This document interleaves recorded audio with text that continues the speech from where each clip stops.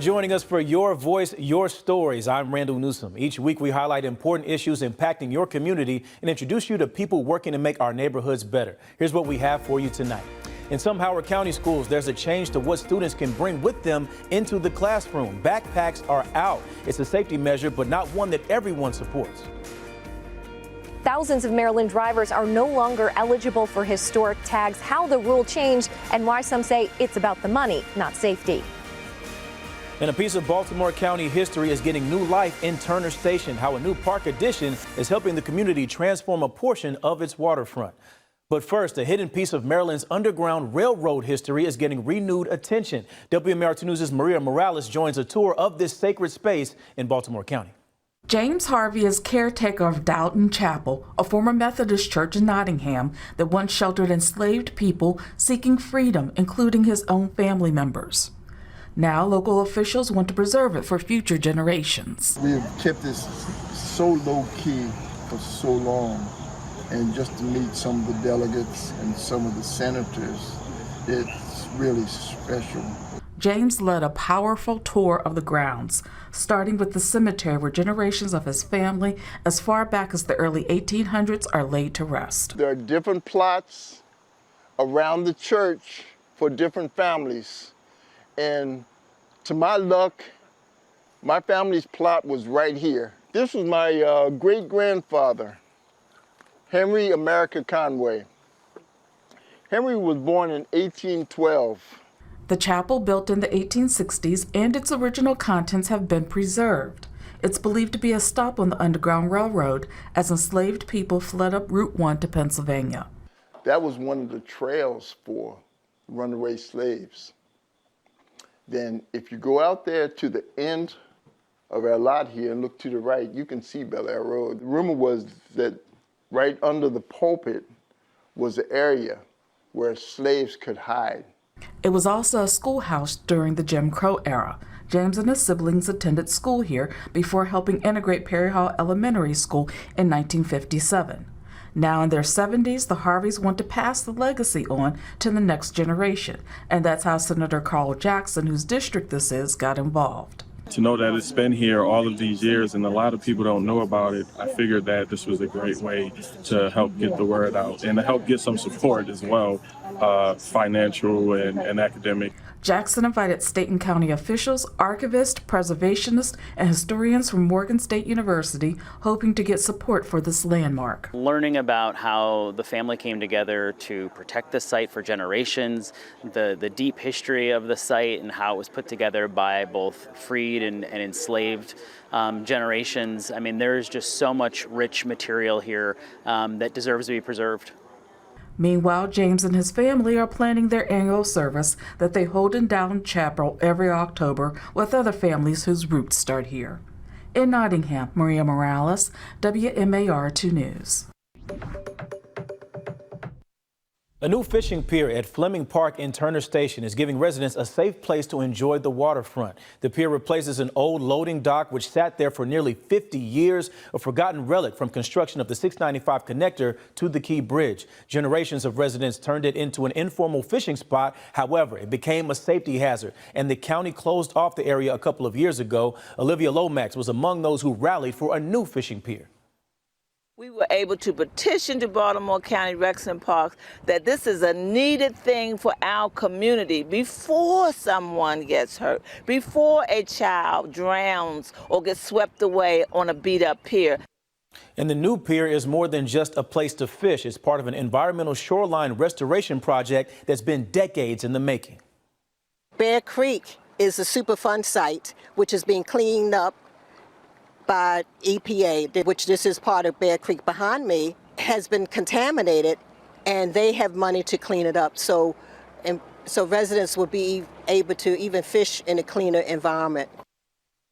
Now, former County Executive Johnny Olszewski allocated funds for the project, which includes a new walking trail and native plants. Baltimore County Public Library is opening a new chapter in Woodlawn. Officials smashed through a wall to reveal renderings of the branch. The $22 million renovation will expand the building to 35,000 square feet. The redesign will feature a recording studio, digital media lab, cafe, and spaces for children, teens, and adults. During the 2-year project, a temporary library will open Monday, October 6th on Security Boulevard. It will offer basic services, computers, and programs for the community.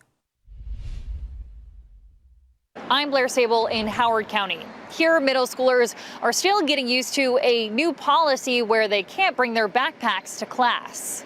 At some Howard County schools, it's not just the cell phones that are banned all day. It's the backpacks, too. I wasn't too happy because I didn't know how I was going to hold all my stuff. That includes Bonnie Branch Middle, where 8th graders Brendan Scanlon and Jackson Visco found out they'd be spending their last year of middle school getting used to a big change. Their backpacks now have to stay in their lockers all day, and the transition hasn't been so smooth. I almost broke my computer. Scanlon says he didn't get this zipper binder to carry all of his stuff until about a week after school began. According to the new policy, students are allowed to have small purses or fanny packs and can go to their lockers in between classes, but they only have 3 minutes. It's pretty difficult because it takes like half a minute to open your locker.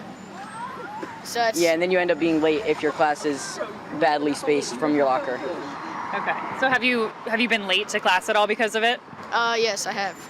About like 3 times. Some parents have raised several concerns about the changes after they were given less than a month's notice. Bonnie Branch principal Lisa Smithson responded to a parent's email shortly before school began, explaining the decision was due to safety concerns. Writing, quote, "Our class sizes can go up to 33 students and can have anywhere from 1 to 4 adults in the room." You don't want teachers or support staff tripping over backpacks.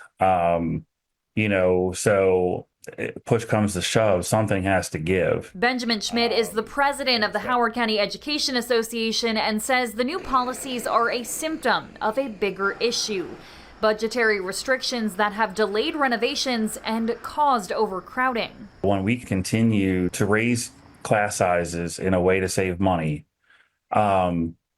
it's just going to compound and make things worse after a few years, and that's the point we're at. In her letter, Smithson did cite some other reasons, including students can keep items in their bags that can cause a distraction, and without the backpacks, they expect a decrease in hallway horseplay. But with the students we spoke with, it remains unpopular. They tell us they'd like to see the policy reversed. School leadership plans to review if any changes are needed by late November.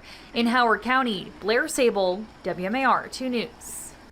Thousands of Maryland drivers are having to re-register their cars and pay more to do it. This is due to a change in the state's definition of historic vehicles. WMAR 2 News' Mallory Safaste reported on the law change in July. She looked into how and why it was passed, because if it matters to you, it's a matter for Mallory. Historic tags are a fraction of standard registration fees, and they don't require safety inspections or emissions tests. But as of July 1st, thousands of Maryland drivers are no longer eligible, fueling pushback. Some say the new rule isn't about safety, it's about raising revenue. It's no secret not every car with historic tags is a classic. We spotted several on the road, including a Maxima held together with duct tape. I used to see those and I would go, why does he have a historic tag? Jacob Rubenstein owns several older cars, all close to 20 years or older. The newest one is a 2006. And I plan on keeping these old vehicles running as long as I can. I maintain them myself. And he never thought to register them as historic until registration fees started climbing. 70-some% increase in the last 2 years. It just makes it hard. And the car that I'm registering, I drive less than 5,000 miles a year. So he tried switching to historic tags, but didn't get to in time. Effective July 1st, only cars model year 1999 or older qualify for the $55 historic tag. Newer vehicles now pay between $120 to $190 depending on weight. This impacts more than a third of the state's nearly 200,000 historic vehicles, according to the MVA. You know cars. What's the difference between the 1999 model and your 2000 model? Well, the Blazer in particular, nothing. I think they changed the grill might be changed. I would challenge you know, the normal person, if you put two of them, they wouldn't be able to tell them apart. They are the same car. A standalone bill requiring drivers to certify their historic vehicles aren't for daily use passed in 2016. But this most recent change was tucked into the Budget Reconciliation and Financing Act, or BRFA, a massive bill to balance the state's budget. There should have been opportunity for the public to weigh in. And really, unless you knew it had gotten thrown in and you watch Annapolis very, very closely, which most people can't and don't, you wouldn't have known. Senator Justin Reedy doesn't condone anyone not following the law, but says increased registration fees will drive owners to find cheaper solutions, like registering in other states. It's one thing if the state over is $20 or $30 cheaper, but when you're talking about hundreds of dollars in some cases, some people are gonna go do that, and the state just loses out on all that revenue, and we don't have then the knowledge of what vehicles are Maryland vehicles, so it's a problem. SEMA, the Specialty Equipment Market Association, said the change is a common sense approach, removing some of the gray areas from the law that were not in the spirit of historical preservation. And a spokesperson for Governor Wes Moore said the recent fee adjustments, including both the registration fee change and the change to the historic tag system, are part of a broader effort to invest in Maryland's aging transportation infrastructure. These changes enable Maryland to turn $400 million in new state revenue into $700 million in total improvements by unlocking additional federal funding. And yet the fiscal note estimates this change will bring in $6 million a year. Pennies in a $3.3 billion deficit, but a costly adjustment for drivers like Jacob. There should be some sort of registration fee for somebody like me that is retired, or maybe you don't even have to be retired, but you drive the car less than 5,000 miles. I'm not using the roadways more than 5,000 miles. Senator Reedy said he's considering drafting a bill next legislative session that would remove the 1999 fixed date and make it more flexible. In the meantime, anyone with historic tags who are no longer eligible can keep those tags until they expire. At that point, they'll need to get a standard registration and a safety inspection if there's not already one on file. Mallory Safaste, WMAR 2 News. The governor's office says they're committed to easing the financial impact of these adjustments, and drivers can register 1 year at a time, enroll in a 1-year payment plan, and residents over 70 or those with a qualifying disability may also request a VEIP waiver. Now, if you scan the QR code on your screen, this will take you to Mallory's report. She has more information on the recent changes to the state registration fees. And if you have a matter for Mallory, email her at mallory@WMAR.com or find her on Facebook and X. Subscribe to WMAR 2 News on YouTube for daily videos.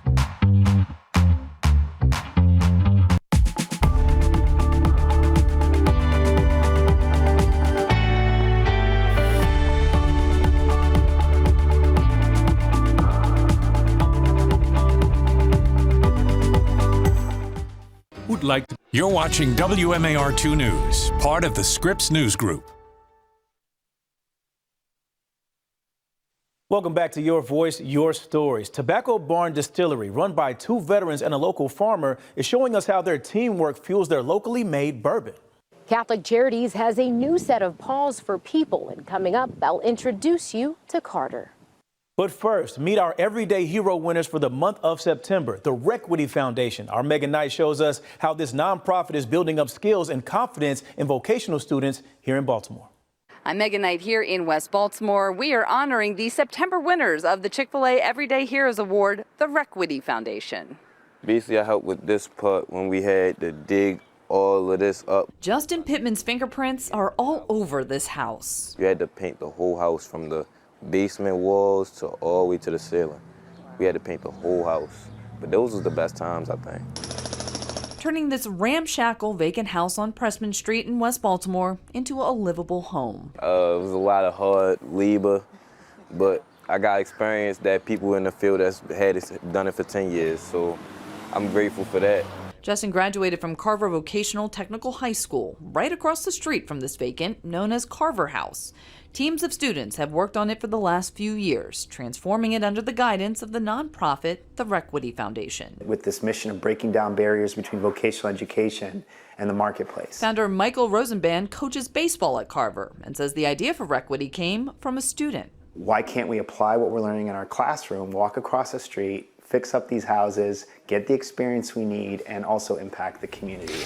So Michael made that happen. Requity purchased Carver House and now 2 more properties. Students work side by side with the pros to apply what they're learning in the classroom to real projects. I think when you actually see, when you practice something and you go out in the real world and it's a real job site and you're working with a real contractor under real time constraints, it's a different kind of dynamic. It's a different kind of mindset that shifts when it happens as they're starting to engage in real world settings. They've expanded to more schools and more fields, including culinary, giving students like Trayvon Crawford catering experience. It's been wonderful. I get to meet other people, get to dress up occasionally on different circuses. And they'll soon be in the farming business after they convert this 30,000 square foot lot into an urban farm, supporting Requity's culinary program and the neighborhood. It's one more opportunity for students to gain experience and confidence and hopefully gainful employment. So our students are not only getting these jobs, but they're retaining those jobs, or they're thriving in those jobs and getting promotions. I'm always going to be a part of Requity. Anytime they call and need me, if I'm free, I'm free. I'm going to be here. So congrats to the Requity Foundation. If you know a social group doing great things in their community, nominate them for this award by scanning the QR code on your screen. Each winner receives 10 meal gift cards, courtesy of the Baltimore area Chick-fil-A restaurants. I'm Megan Knight for WMAR 2 News. Tobacco Barn Distillery sits on what used to be a tobacco farm. We need about 10 acres of corn to make it work.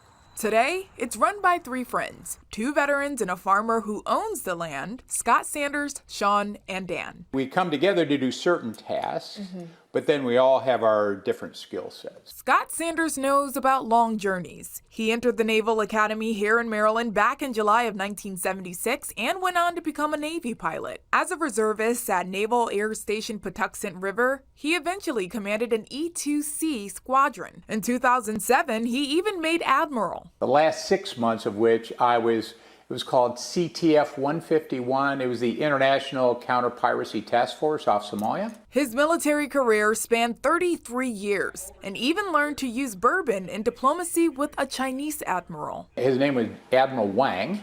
I said, have Admiral Wang give me a call because I'd like to get together. Earning his trust and cooperation helped the U.S. put ships in their convoy and launch helicopters in the Gulf of Aden. And you smoothed it over with a bottle of bourbon?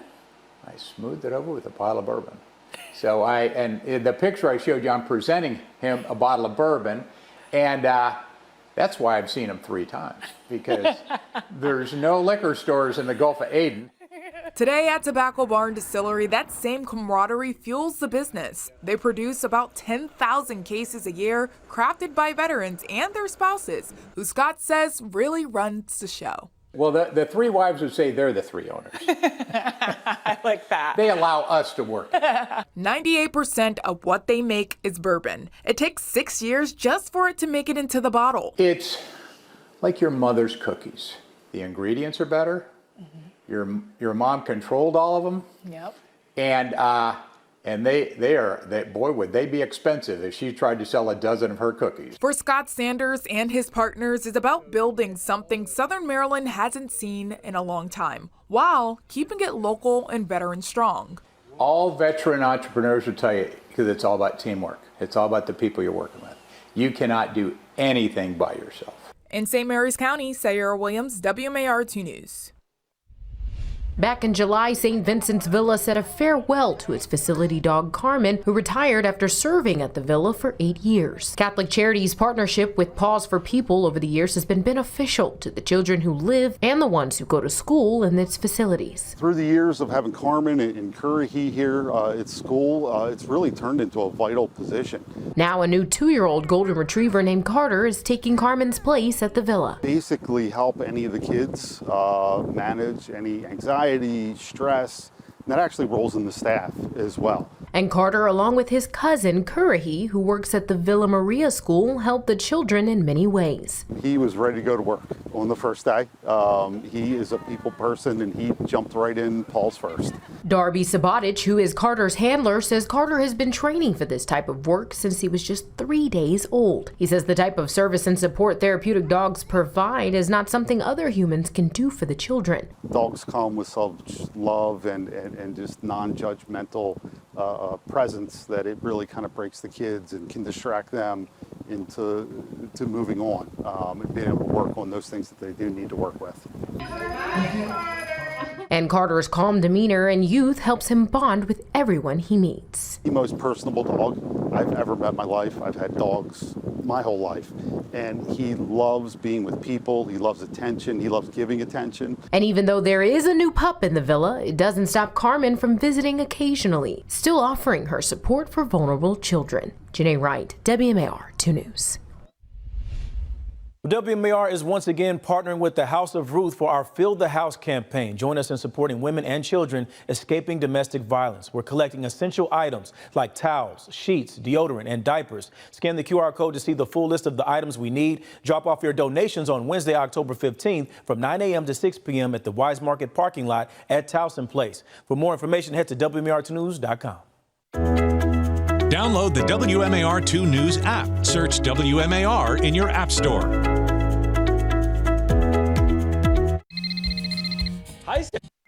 Follow WMAR2 News on social media for daily content. Well, Charlie Brown and Linus have the Great Pumpkin, but we have My Man Mason. That's the name of this year's giant pumpkin at Valley View Farms. The 1,852-pound behemoth was unveiled at the Baltimore County Farm. It'll be on display until October 25th, when it'll be cut open and its seeds counted. Farm visitors can guess the total. The first person to guess the right amount wins a $300 Valley View Farms gift card. All right, everybody, if you have stories you'd like us to cover, we want to hear from you. Email us at storyideas@WMAR.com. And that's going to do it for us. Thank you so much for joining us. Be sure to tune in again next week for Your Voice, Your Stories. I'm Randall Newsom. Have a good night.